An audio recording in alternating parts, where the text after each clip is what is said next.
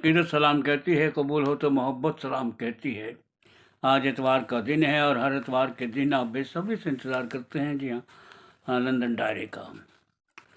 London diary شائع ہوتا ہے اخبار مشرق میں ہر اتوار کے دن، اور تقریباً 11 سال سے لگاتار شائع ہوتا چلا آ رہا ہے۔ ایک بہت ہی لمبا عرصہ دیکھا ہے آپ نے اور انجوائے کیا ہے۔ یقیناً آج کا جو مضمون ہے وہ بھی بہت ہی خوبصورت مضمون ہے، اور امید ہے کہ آپ کو یہ بھی پرانی مضمون کی طرح یہ بھی ضرور پسند آئے گا۔ تم نہ جانے کہ جہاں میں کھو گئے، عنوان ہے۔ 28 اکتوبر کی رات لندن وقت کے مطابق 8:40 پر جناب عارف نقوی کا فون آیا۔ ہم عارف نقوی سے ہر روز نہیں تو ہفتے میں کئی بار گفتگو ہو جاتی تھی۔ کبھی ہوتی ادبی، کبھی ذاتی، کبھی عالمی موضوعات پر تبادلہ خیال کر لیتے۔ گویا نقوی صاحب سے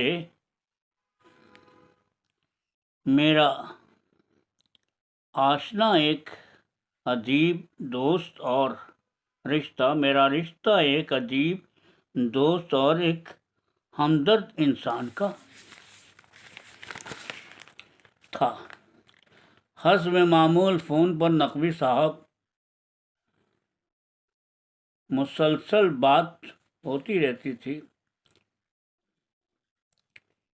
اور 16 نومبر کو اپنے تصویری البم کی کتاب یادیں کے اجرا کے متعلق آگاہ کیا۔ ہم نے اس سے قبل معروف ادیب شاعر محمد حسن جو کہ نیدرلینڈ میں مقیم ہیں ان کے متعلق بھی دریافت کیا۔ کہنے لگے محمد حسن بھی میری ایما پر اس پروگرام میں شریک ہونے کے لیے آمادہ ہو گئے تھے۔ سوموار کی رات حسب معمول عارف نقوی صاحب کا فون آیا اور لگ بھگ آدھے گھنٹے ان سے گفتگو ہوئی۔ میں نے نقوی صاحب سے پوچھا کہ کیا میں برلن کا ٹکٹ بک کر لوں؟ نقوی صاحب نے کہا ایک دن رک جائیے۔ میں نے نقوی صاحب سے زور دے کر کہا کہ ہم جتنا دیر کریں گے ٹکٹ مہنگا ہوتا جائے گا۔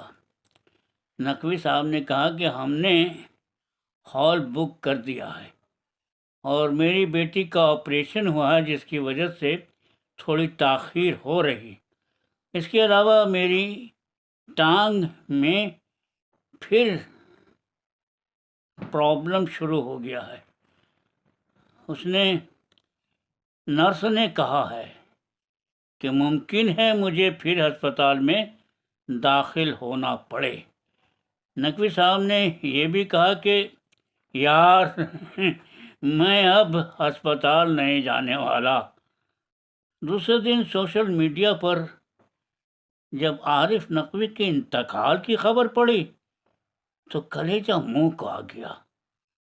پہلے تو یقین ہی نہیں ہوا کہ یہ خبر سچی ہے۔ پھر کئی ذرائع سے جب پتہ چلا تو میں حد سے زیادہ صدمے سے نڈھال ہو گیا۔ انا للہ و انا الیہ راجعون۔ 2017 میں پہلی بار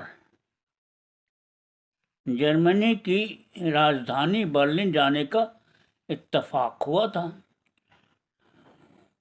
بزم ادب برلن کی دعوت پر ادبی نشست میں بطور افسانہ نگار مجھے ایک کہانی پڑھنی تھی۔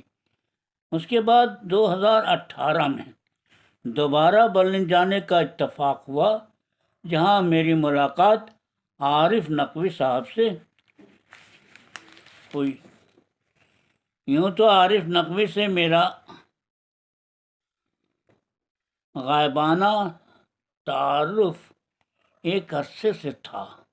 ان کی تحریر اور شاعری سے میں اچھی طرح واقف رہا ہوں۔ کئی بار ہندوستان کے دورے کے متعلق ان کی رپورٹ کو بھی پڑھتا رہا ہوں، جس سے ان کی سرگرمیوں کا علم ہوتا رہا ہے۔ عارف نقوی ہندوستان کے معروف شہر لکھنؤ میں پیدا ہوئے۔ لکھنؤ سے ہی آپ نے اپنی ابتدائی تعلیم اور اس کے بعد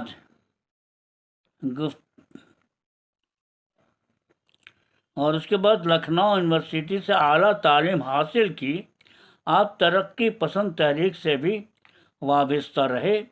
یہاں تو عارف نقوی کا تعلق ہندوستان سے ہے، وہ ایک عرصے سے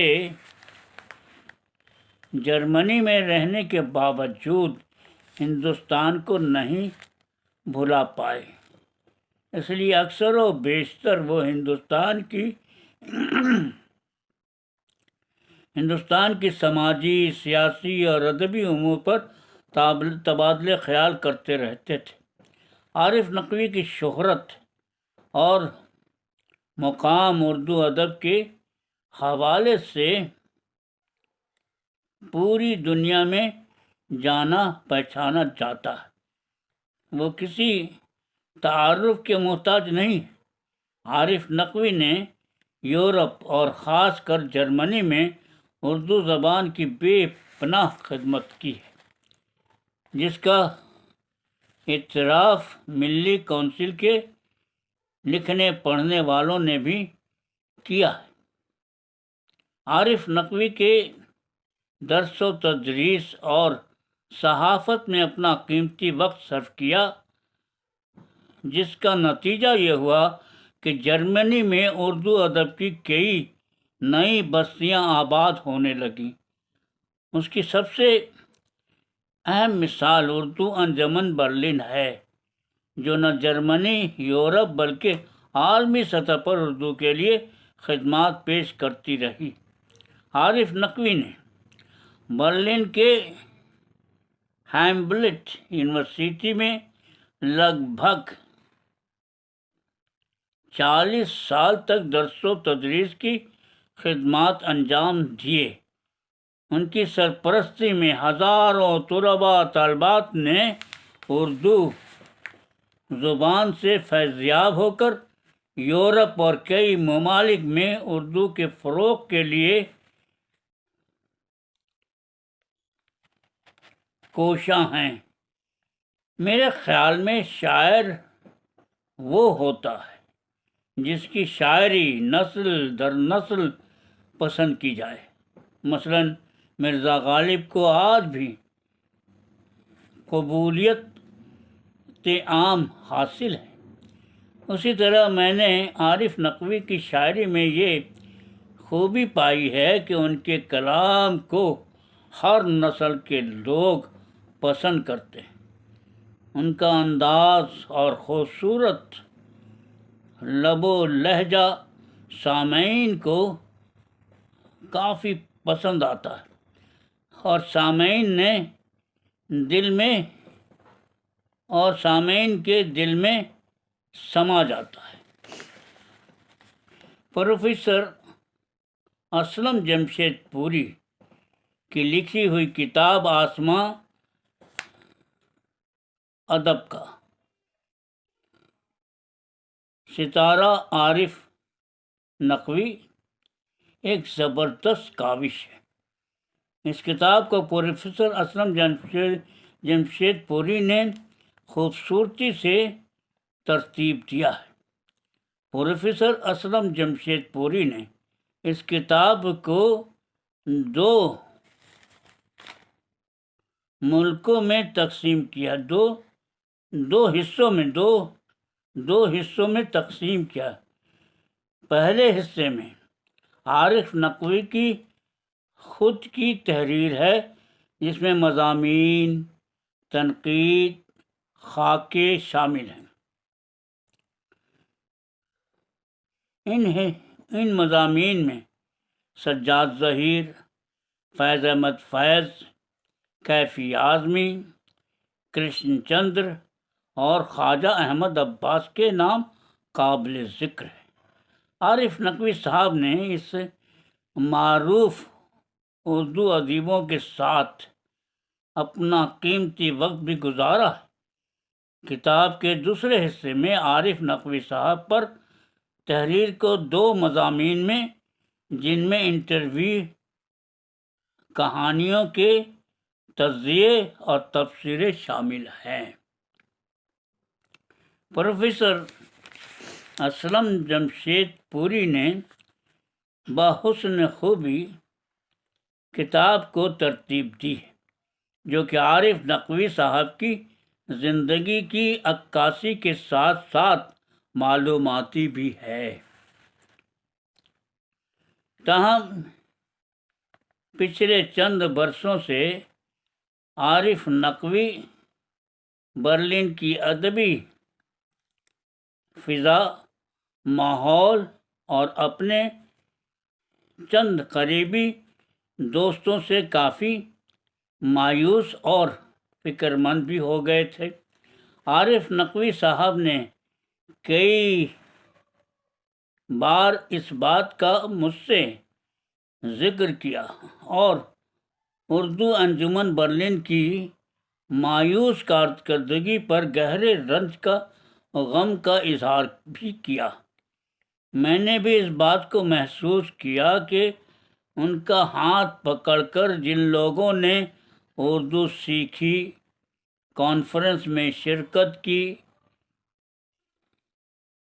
انہی لوگوں نے نقوی صاحب کو نہ صرف نظر انداز کیا بلکہ اپنی ترجیحات اور پروپیگنڈے کے ذریعہ اردو دنیا میں غلط فہمیاں پھیلائیں، جس کا نقوی صاحب کو بے حد ملال تھا، دکھ تھا۔ عارف نقوی کے گزر جانے سے اردو دنیا کو ایک بہت بڑا نقصان ہوا ہے، جس کی تلافی شاید ناممکن ہے۔